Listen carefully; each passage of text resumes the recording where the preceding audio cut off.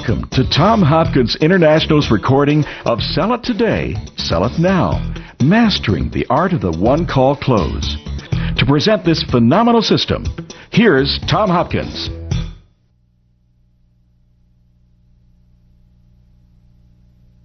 I'm very excited about this new program, Sell It Today, Sell It Now, the Art of the One-Call Close.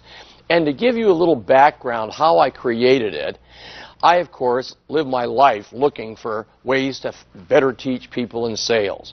I'm always looking for technique, strategies, everywhere I go, because my life is training salespeople. It's my passion.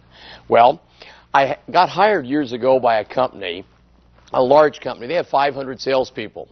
And whenever I do a custom program, I go into the company, analyze their training, because I want to know what they teach their people. I don't want to come in and teach something contradictory to their beliefs or their strategies. So I spent a week with their training director, Pat Leiby. And after a week, I said, Pat, what you teach your people is so good. I have to work with you, if you'll let me, to co-author a book. And I've been asked by many people to do that, and I've never found the material I felt was so valuable for my students. Well, I worked with Pat. We wrote the book, created an audio program, and then, of course, are now putting this on video for you to enjoy. Now, as we do, I want you to realize when you hear the title, Sell It Today, Sell It Now, the Art of the One-Call Close, please realize we're talking about one call, not one time. See, some of you have a one-step presentation and closing sequence.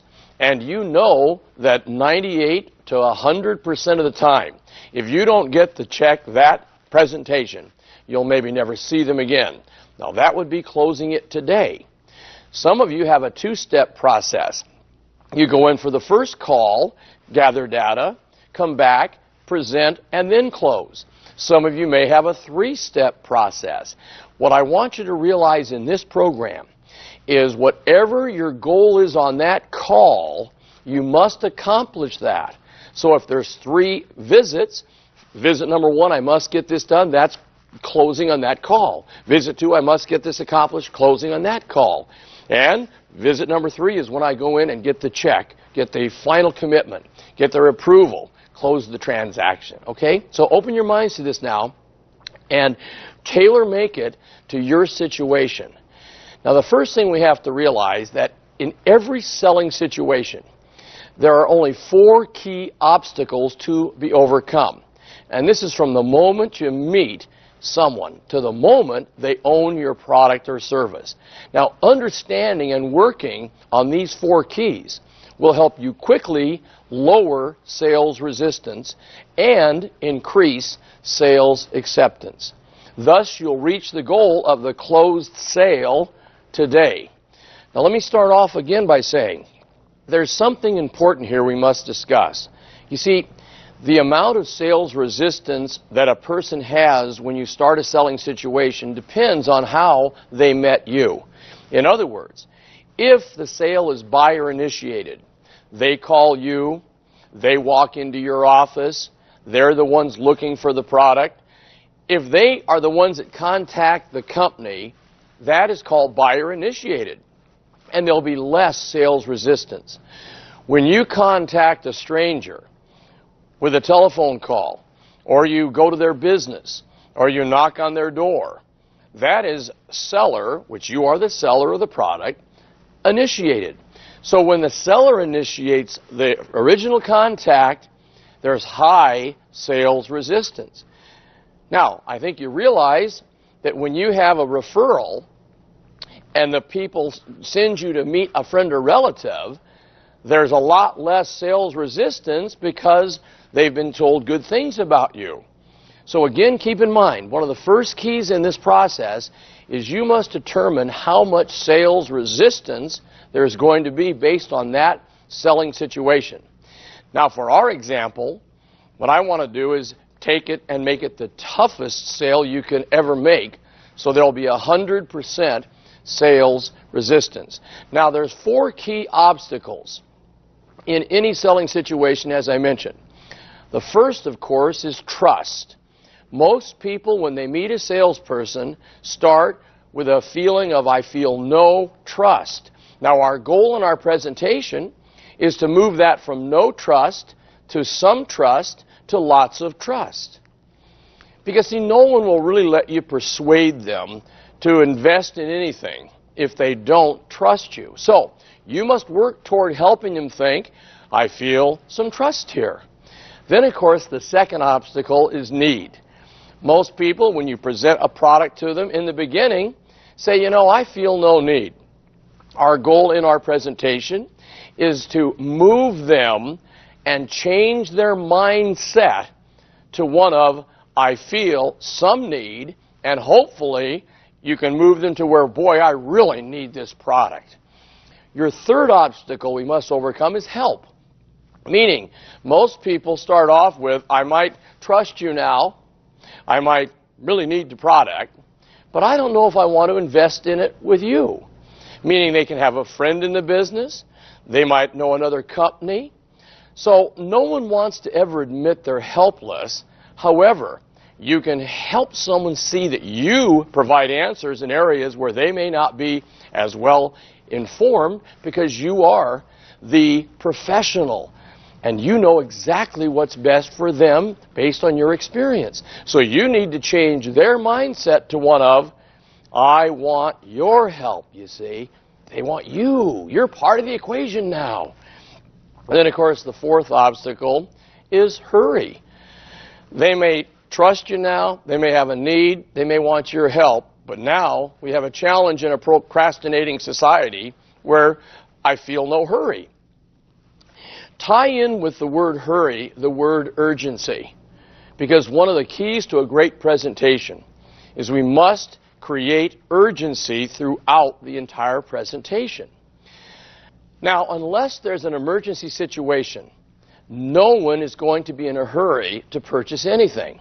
Your job is to help them see that by taking care of the buying decision today, they'll be better off than if they wait. They need to think, hey, I feel some hurry here in order to take action. Now, the average person starts every sales situation with a high degree of sales resistance. Now, remember, it depends on how the original contact started. To just have you remember that, a referral, lower sales resistance. They contact you, lower sales resistance. You call them, contact, you start the process. They don't know who you are when you begin. High sales resistance. So when I started to develop this program, I thought, how can I visually have people see the process of reducing sales resistance and increasing sales acceptance? So what I decided to do was use the thermometer, because your goal is to see visually how we lower it, and we're going to do it in 10-degree increments.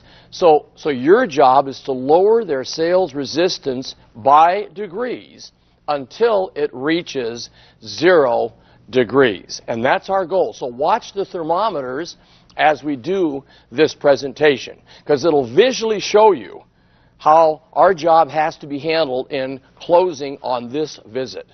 Please realize too many salespeople who are untrained try to increase sales acceptance before they've done an adequate job in the proper sequence of reducing sales resistance. So the Sell It Today system works like that. We're going to look at our thermometers. I'll put in each of the 10 degrees of reducing sales resistance, and then we'll put in the 10 degrees of increasing sales acceptance, and when we're done, we'll have a closed transaction today. So let's start off with the first 10 degrees, lowering it from 100 to 90, and that is the word appropriate. Everything they see and hear from the moment you meet them should be appropriate for the time and place. What this means is that everything you do, everything you say, your dress, your look, everything must fit the situation. Let me give you an example. You wouldn't go into the McDonald's hamburger restaurant and see someone working the counter in overalls. That, for that situation's inappropriate, and you might lose some trust about this organization, this company. On the other hand, you wouldn't walk into McDonald's and see the man behind the counter wearing a full Brooks Brothers suit either. So everything must be appropriate. Your look, your dress, your original greeting, your handshake, if it's appropriate. Then what happens is just that lowers sales resistance by 10 degrees. The second thing we must work on is the intention statement. Now, your intention statement contains two things. First, it must clearly explain what your intention is. In essence, you walk them through what will happen during your time together. It's almost like an agenda of sorts. Then you'll ask them what they think about it. It's the flow of events. The second thing is it must imply, not state, that it's okay to say no. That this isn't for everyone. That I don't get everyone involved in this. I'm not going to apply any pressure here. Now, what I'd like you to do is listen and watch as I present now a paragraph that'll show you these items. Ready? John, Mary, due to the fact that we have such a great reputation for quality products, thousands of clients have entrusted their business to us. However, it's not for everyone, so we at Tom Hopkins International don't believe in high pressure. Tonight will be an educational experience that will allow you to determine if what we have to offer will truly benefit you. You see what happens when you do that? The people you're presenting to relax and open themselves up to allow their curiosity to take over. So now we've lowered it another 10 degrees with our intention statement. Now the next thing we're going to do, I call the 3 C's. These are the next 3 things we do to lower it another 30 degrees. Now the first C is so important. It's called commonality. Commonality.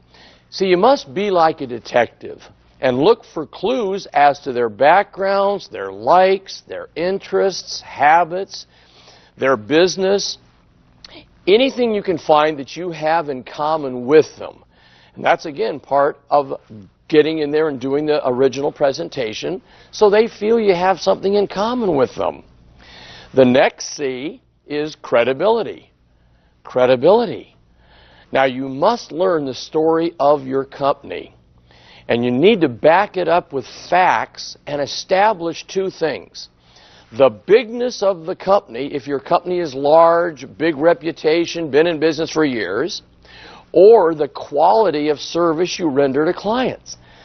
See, I believe a professional salesperson takes his or her company and they'll make it a benefit based on what the company is like. If I worked for a small company, I would find a way to make that an advantage. I would say, John, Mary, I did research and looked at all the companies that do what we do. I saw huge companies with thousands of people. Then I saw companies like ours that had a few true professionals and gave more professional service, and so that's why I chose my company. See, you've got to learn to take your company and make it the best based on what you have to offer the client. If you do that, you'll lower it 10 degrees more. So now we go to the next C, which is called competency.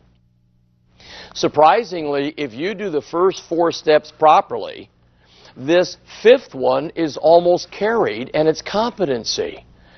You see, if you've done everything right so far, they start looking at you as a competent person. It'll be assumed in the eyes of your future client. So again, let me let you hear how I would deliver these 3 C's in my presentation, okay? John and Mary, let me put myself in your shoes for a moment. If I were you, I'd have a lot of questions about what I'm offering here tonight. Here are some of the things I'd want answered. Tell me if you're thinking along these same lines. What is this company all about? How long have they been in business? Is this going to cost me money? Is it going to save me money? Will my time spent with you be worthwhile? How long will it take? I assure you I will answer these questions throughout my presentation. But before we get started, are there any other questions in your mind that I didn't mention so I can be certain to answer them as well? You see, if your questions match theirs, which those will, that's exactly what most people are thinking, they perceive you as competent because you're like them. Now, I'd like you to try this idea. It's best if your questions are jotted down in your own handwriting on a page of the legal pad. And it's almost like you were just thinking about these questions before you arrived. Then, of course, you've taken your pen and you've asked them, are there any other questions that I can cover? They might then say, well, one thing we're a little concerned about, and now you take and write down their question right underneath your 5 or 6 that you have on your pad. It's a wonderful way to start writing right in the beginning. And we've lowered them down now another 10 degrees. We're now going to go to the next area, which is problem identification. You see, if this lead we're working with at the table is a referred lead, you'd use the referrer as an example. Meaning, hypothetically, I'm in front of John and Mary, and Tom referred me to these people. Well, of course, I would say, you know, Tom has told me that he discussed with you his previous challenge with, whatever their challenge was. You apparently agreed that you have the same challenge. Is that right? Now, if it's not a referred lead or a previously unknown product, you'll isolate their challenge with good questions and statements. Kind of like this. You know, John and Mary, after our evaluation, many of the clients we serve find that they have a challenge they weren't previously aware of and that our product can definitely help them overcome it. And they've been lowered another 10 degrees of sales resistance. Then we go to the next area, which is discovery. Discovery. Here you educate them as to the value of gathering in-depth information. Using the art of questioning, we help them discover they not only have a need, but there is urgency to make a decision to go ahead. And another 10 degrees is lowered. Then we go to qualify, which is next. Now here is where we would use our needs formula. Remember, NEADS, where we establish just what their qualification needs are. We're going to find out, what do they have now? What do they enjoy? What would they like to alter? Who is the decision maker? And yes, after all of that, we have the solution. Then we go to our next area, which is called need acknowledgement. And you would just say, John and Mary, based on what we have just discussed, wouldn't you agree that this is something your family or your company could benefit from? See, all we're doing here is getting them to acknowledge there could be a need. Now, some of you are going to be sitting in front of a couple or a committee, a group, where they made a decision before you came in that for no reason are they going to say yes today. Now, you'll have some people so strong in this area that you'll feel it when you first walk in. I mean, I sit down and I've done these steps and I can just tell because I'm not getting much input from them. So I say to myself, well, number 10 is very important here, our next step, and that's called pact acknowledgement. And it might go like this. John and Mary, I'll bet when you set the appointment to see us tonight, you didn't say to yourself, this is wonderful. We're going to spend money and invest in a new product tonight. Did you? In fact, it's more likely you may have agreed with each other that you weren't spending any money and that you weren't buying anything. All I ask is that you keep your minds open to the possibility of what we have to offer. Is that fair? Now, you notice what we've also done here? This is your first attempt to get a commitment to say yes to the purchase or to do what your research reveals when you come back with that information. So if we've done all that right, you notice they had 100% sales resistance. We then have got them to some trust. We've got the need, and we're now to 0 degrees on our sales resistance thermometer. So now it's time to go up the other thermometer, which is our sales acceptance thermometer. So let's move to increase that sales acceptance. Ready? The first thing we do, down at the bottom of the thermometer, is we start with product identification. When your recommendation as to the product or service is selected, you let them know how exciting the results are. See, if I came back on the second visit, I'd start off by establishing rapport, as we always do the next time in. How have you guys been? Gee, it's been 4 days. Anything new and exciting in your life? The weather's been kind of funny, hasn't it? In fact, I think we're about 8 degrees warmer than normal right now. See, we get the rapport established, visit a minute, and then you'd say, you know, John and Mary, based on the information you provided the last time I was here, our recommendation for you is, and you'll let them know what you feel is best for them. You'll now discuss company experience. You see, help them to understand how large a client base has been satisfied. You might say it this way. You know, John and Mary, based on all the years and thousands of clients we've served, most of the recommendations we have tonight are similar to all the other people that we've satisfied with our product. Then you'll go to the next area, which is salesperson expertise. You see, it's important they know that you are a professional. So you're going to share with them your track record with the company. Now, of course, if you're new, and this can be a challenge if you don't have much of a track record, but what you can share with them is that you are, in essence, the go-between and are supported by experts at the company. Something like this. You know, John and Mary, I chose our company because combined we have over 100 years of experience just in my manager and the 2 people I work with. So we're really on target as far as what we can do for you. Also, you must express that these recommendations are the sum total of some of the greatest expertise in your field. Always do this too. Have third-party information available. This can be photos of yourself receiving an award. It could be that article in the paper that you got put in because you were the top person last quarter in your company. It also can be letters from satisfied clients. These would be those proof letters. For example, try it this way. John and Mary, here's a letter I received from a client who said yes to what our research revealed. And you hand them the letter. I will suggest, if it's a long letter, use a yellow highlighter so that their eyes go to the main things you want them to pick off of that letter. And you've increased sales acceptance another 10 degrees. Now we go to third-party endorsements. This is where you show positive articles from the newspaper or magazine about your company.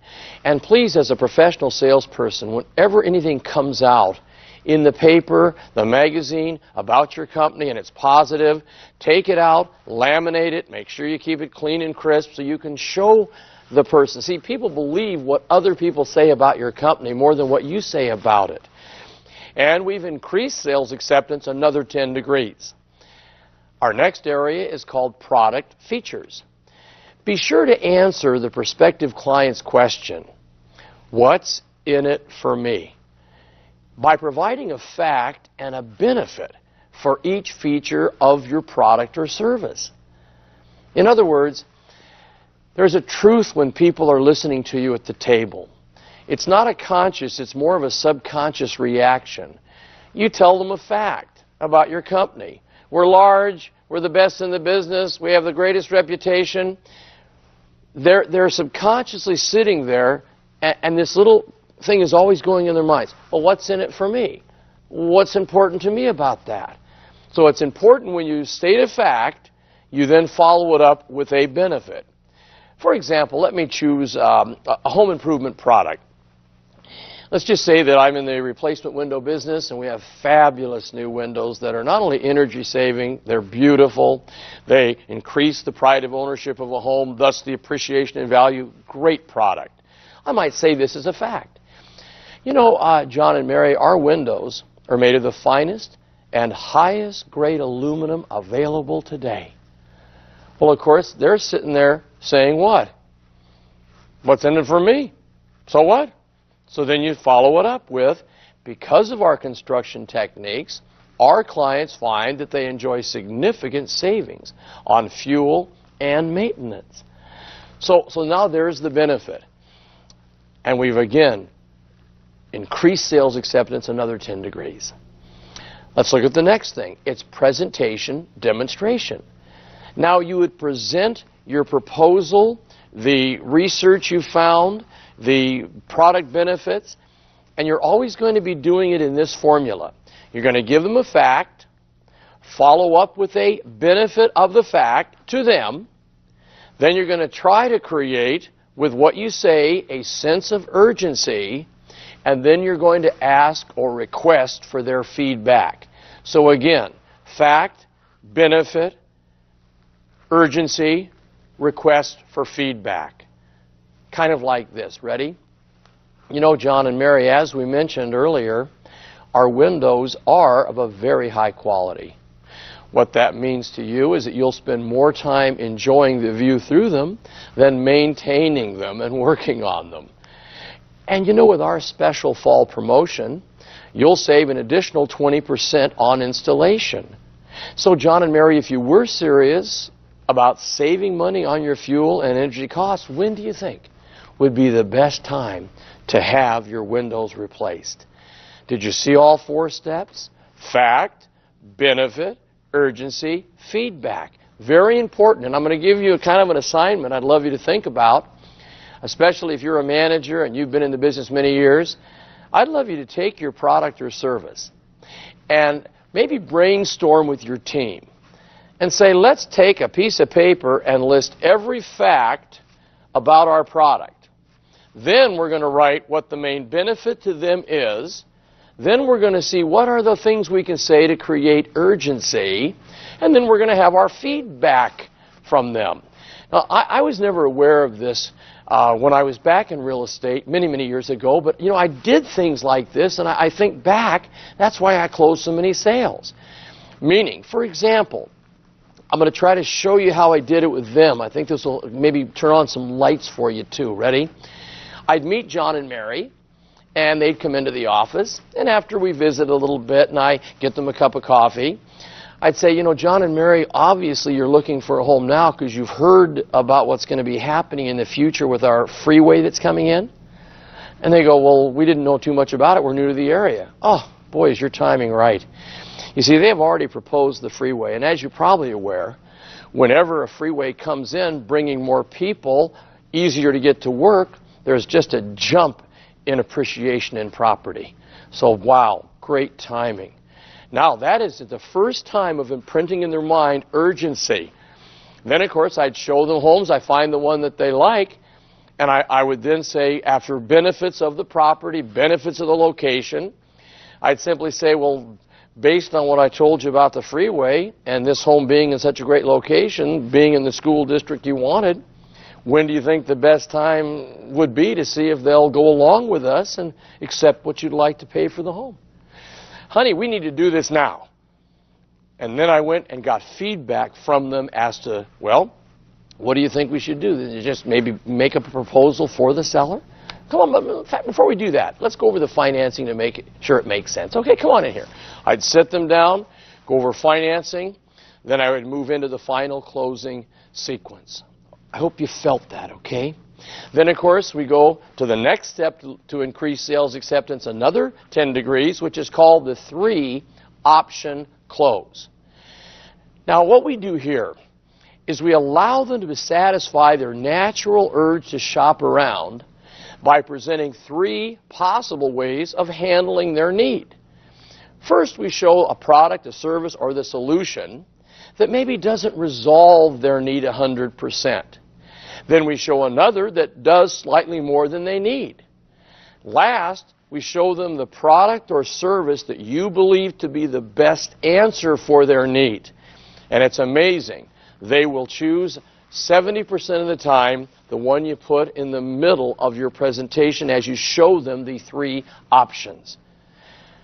Then, of course, we've now increased sales acceptance another 10 degrees. We'll go to the next area, which is called break the pact.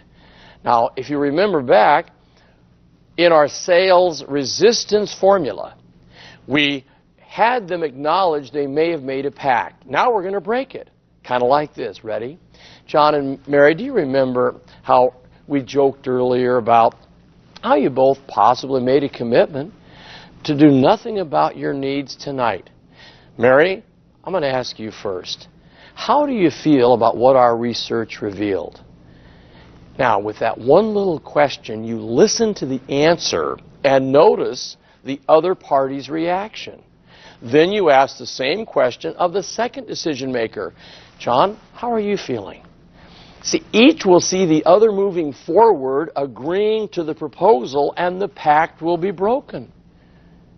You might say it like this.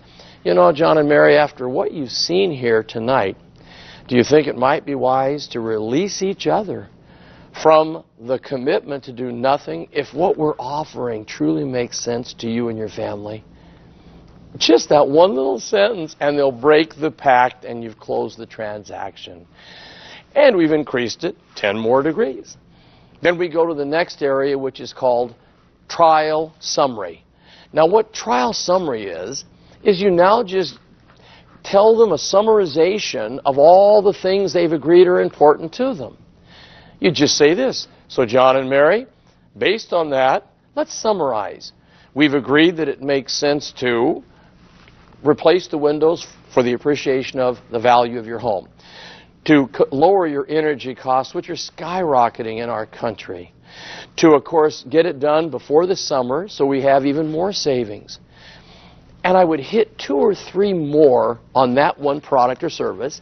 Then you just simply say, John, so at this point, don't you agree it's a wise decision to get started this week? You know, Tom, I sure do. I think it's something we should do. And then, of course, you then move right to the next step, which is called the investment close. In other words, we now ask for the money. You just smile and say, so to get started right now, we'll need a check in the amount of, and we'll get your approval right here on our paperwork. Oh, I hope that you will work on these 2 thermometers. I also hope that you'll take each step, and if it's not quite right for your product or service, that's one of your goals in the training, to tailor make it. For you that are brand new, a lot of this may not have a lot of meaning till you get to the table or the desk of presentation numerous times. That's why it's so important you review it. You take your workbook, you analyze the 10 steps of reducing sales resistance, the 10 increasing sales acceptance.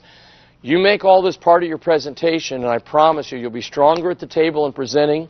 You'll handle areas of concern better. You'll close more sales. You'll get more referrals. Your income will go up, and that's what this is all about. Don't you agree?